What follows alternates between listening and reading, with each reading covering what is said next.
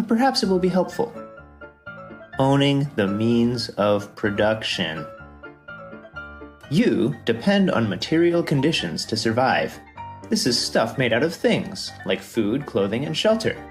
You also depend on what is needed to make these things, like land, farming tools, building materials, that kind of thing. The first kind of thing is called the means of subsistence, and the second is called the means of production. This is important. Notice that if you have access to the sufficient means of production, you can produce some of your own means of subsistence. But having the means of subsistence does not allow you to produce anything if you have no access to means of production. Here is a central characteristic of capitalism. People can own the means of production. All this really means is that other people either aren't allowed to use it, or must use it on the owner's terms.